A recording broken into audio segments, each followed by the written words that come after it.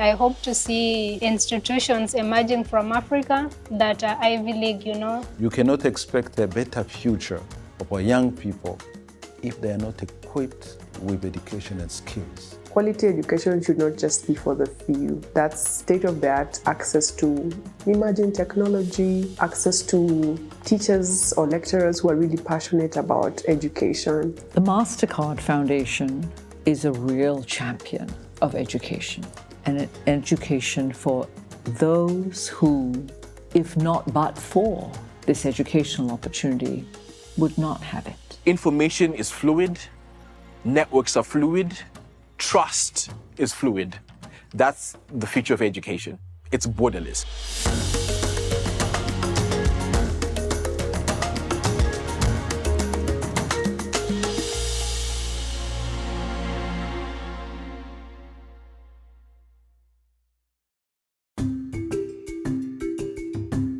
Africa's future rests in the hands of its young people, the leaders, innovators, and change-makers of tomorrow. Across classrooms and communities, they are shaping new possibilities. Yet turning potential into reality takes more than ambition. It requires institutions willing to stand with them, to invest, and to lead. One of those voices is MasterCard Foundation. It's so important to invest in young people, especially young people in Africa. This is a moment in history when we are all witnessing a powerful demographic shift. This continent will be the youngest continent in the world. And so investing in young people and investing in leadership is of paramount importance. The MasterCard Foundation was founded to do two things. One, to invest in advancing financial inclusion, and the other, to create broad-scale opportunities for young people in education. Through education, to be able to access the global marketplace. And so we are rooted in doing these two things. That mandate has taken shape through partnerships that open doors, giving young people the chance to learn, to grow, and to imagine new paths. And it's in those paths that each person discovers what kind of education truly matters. One young voice asking that question is Lian Bior, a South Sudanese student of agricultural sciences at Earth University in Costa Rica. In South Sudan, over 90% of the population, they rely on agriculture. Not so many people take agriculture as a career. They see it as just an option. So I was like, it would be interesting to learn and see what people are doing in other parts of the world to feed the country. It's just a seed.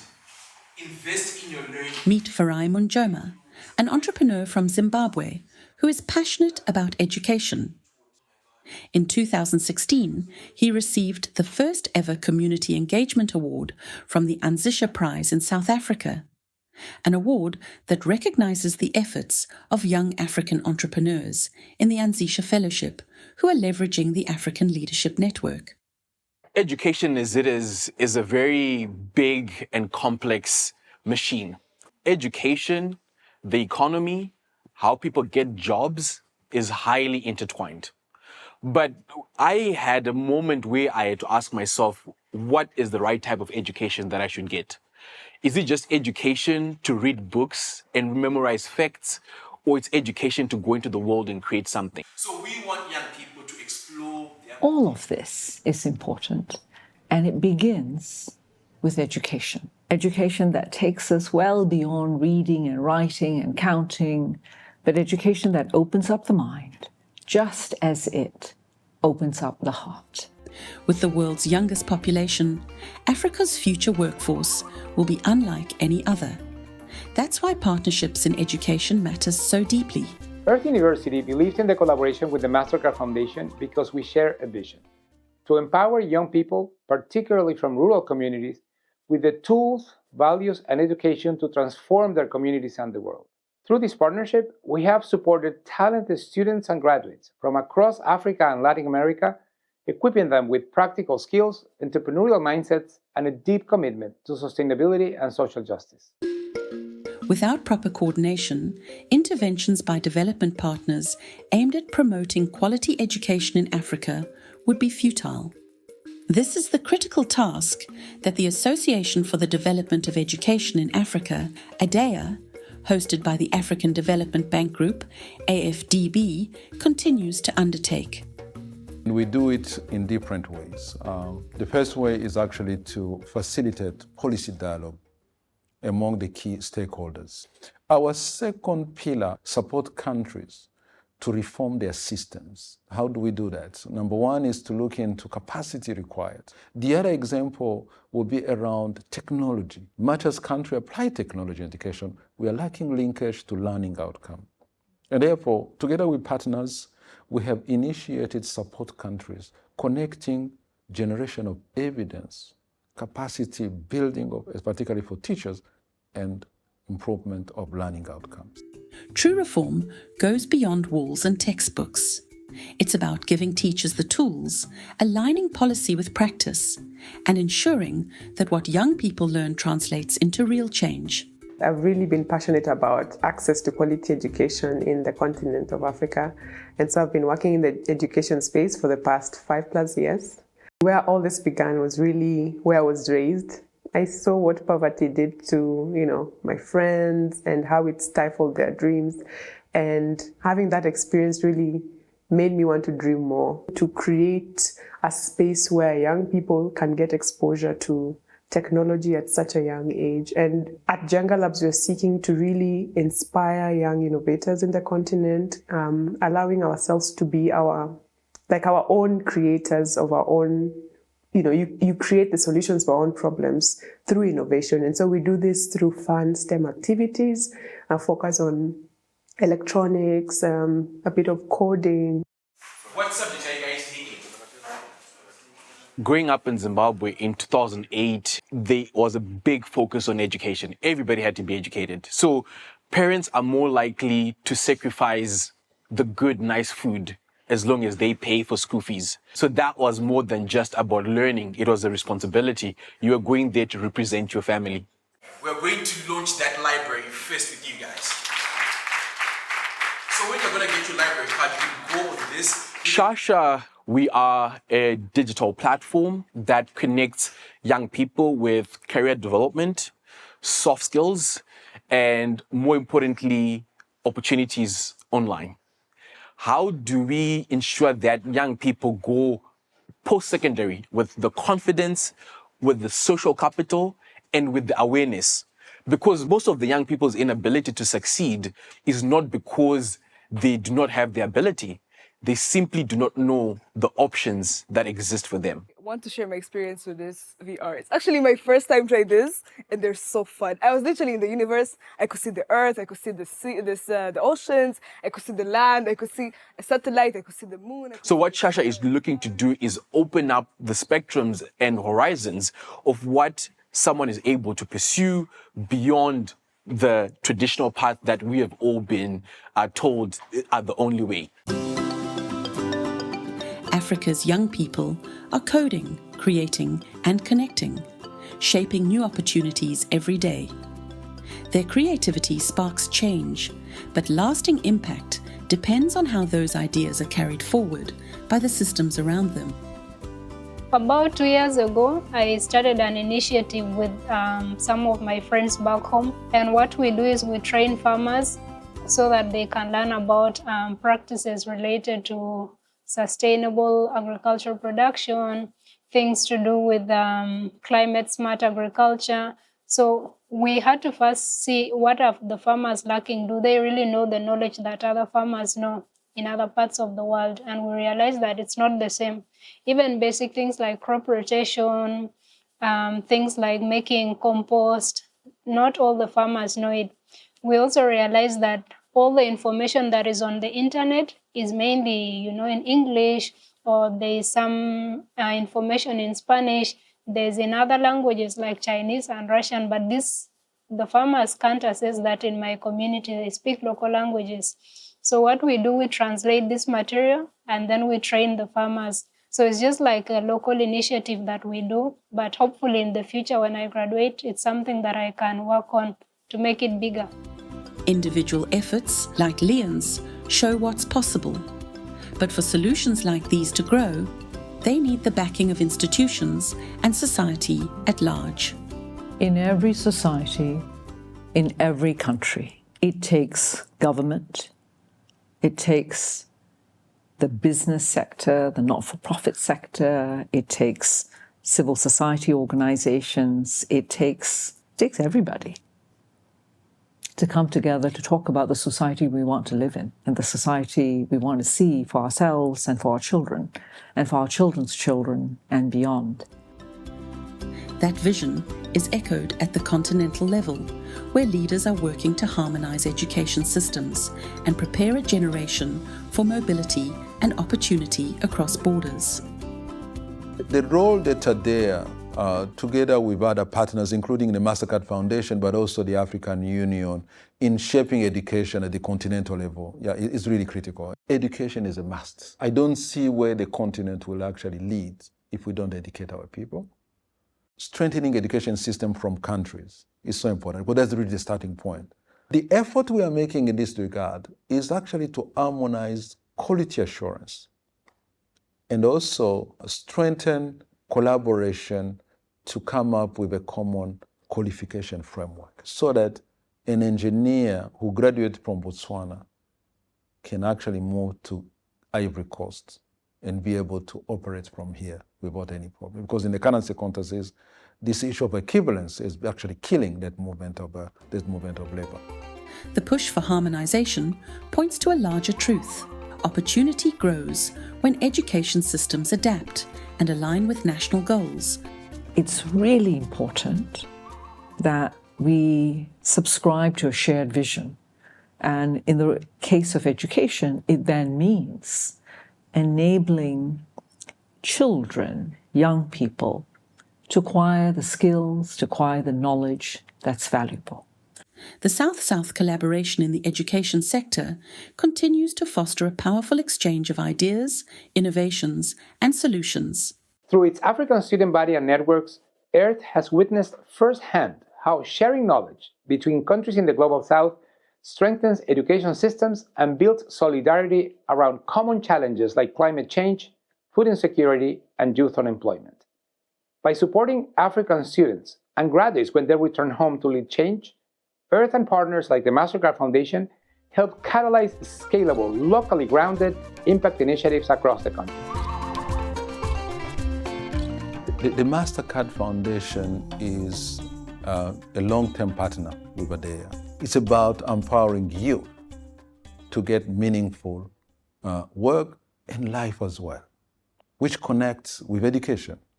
You cannot expect a better future of our young people if they are not equipped with education and skills. These alliances show what is possible when governments, institutions, and foundations move in the same direction. Designing for transition means linking education directly to the labour market and to the values that shape society. For young people to travel both worlds and make that transition requires the world of business, the world of employment, to speak to the world of education, but a real exchange of ideas. That in many ways, the world of work is just an extension of the classroom.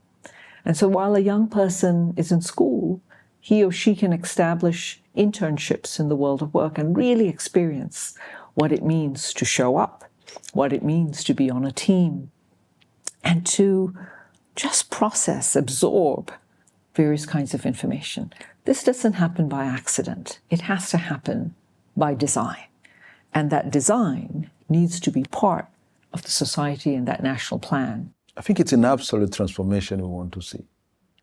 There's no other alternatives for a continent. We all claim we have resources, and yet, yes, we have resources in this continent. How do you grab all these to get the right set of education that meets the needs of our society today and tomorrow as well?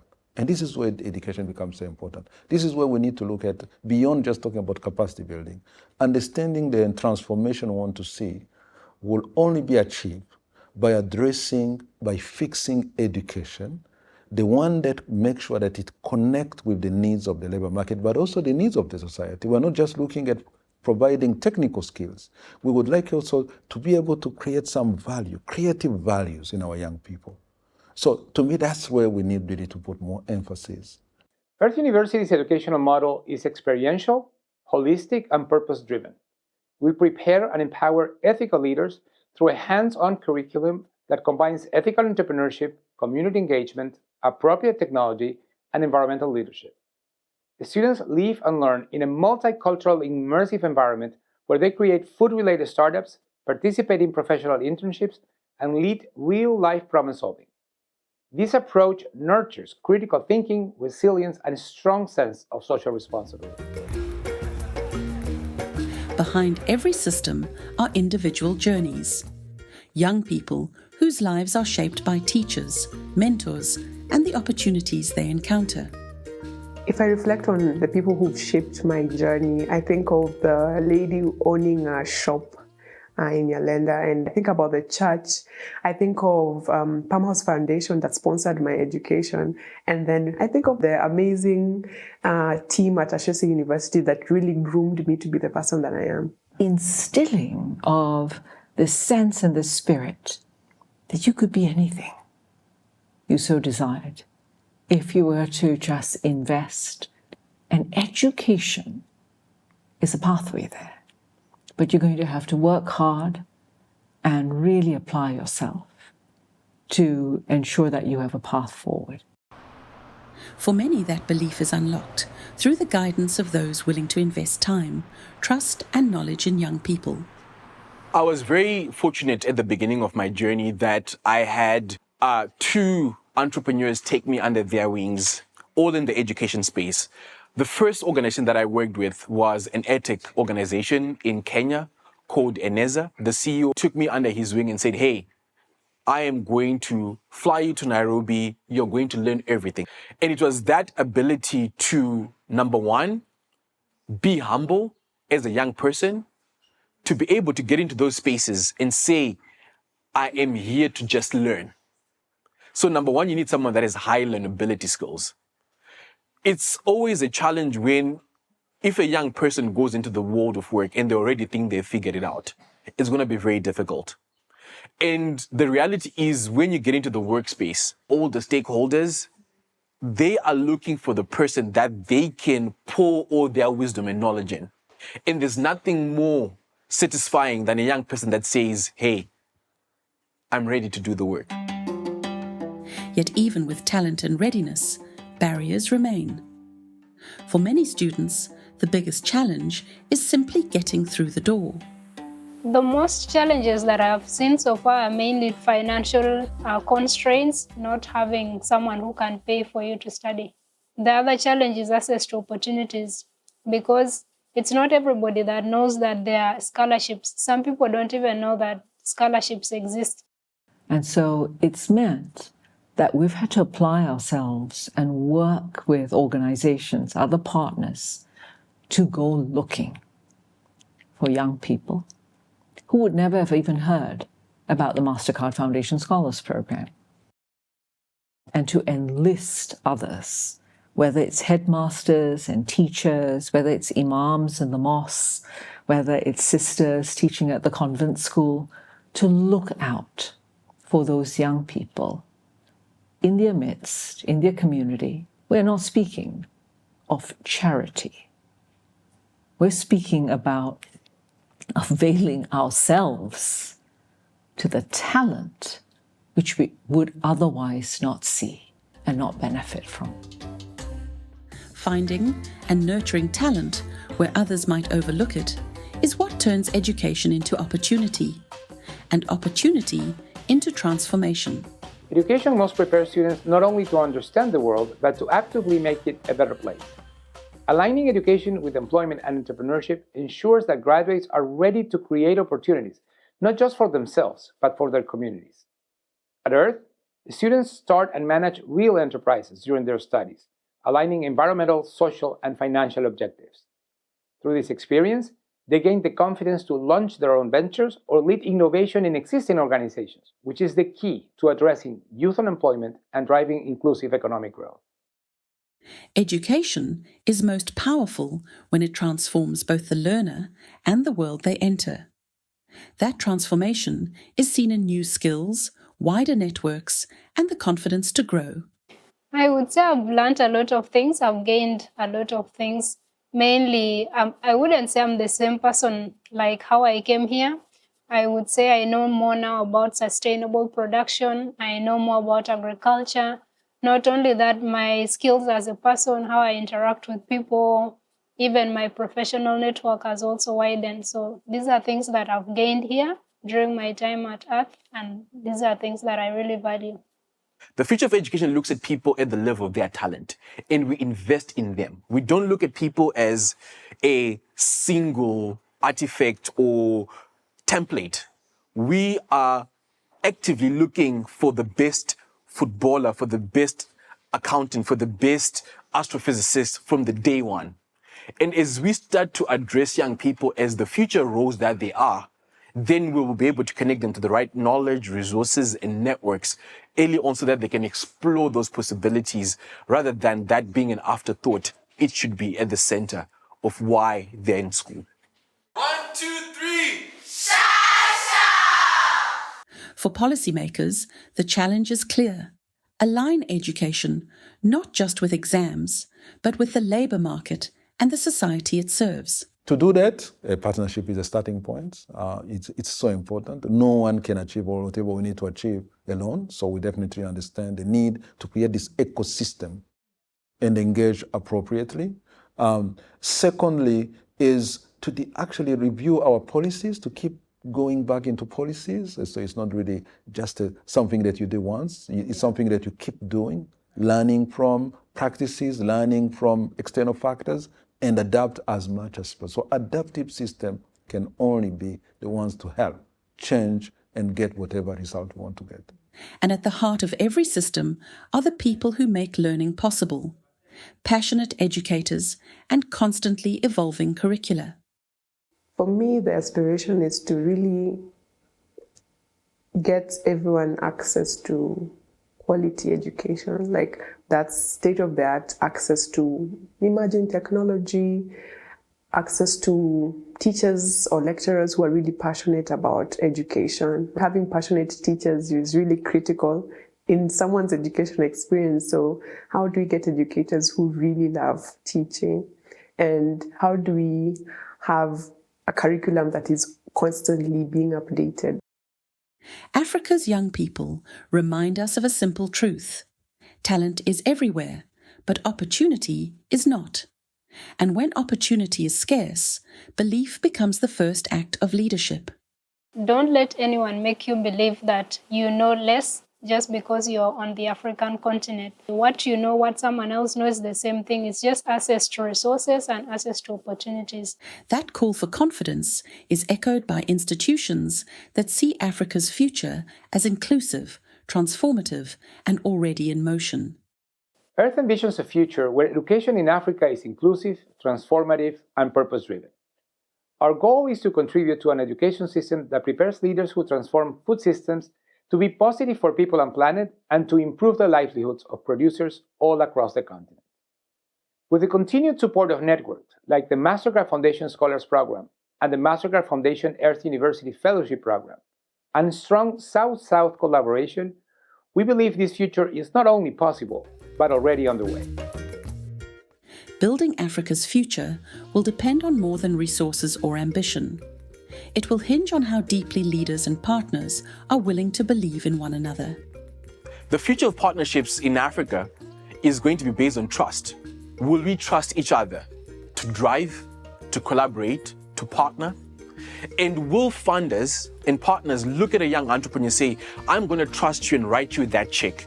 Is the government going to look at a young person and say, I'm going to trust you and build the essential environment that is important for you to build? And at the heart of it all lies believe in agency, in possibility, in the journey towards dignified and fulfilling work. And just like everything that opens a door, one door opens another door, which you're going to walk through.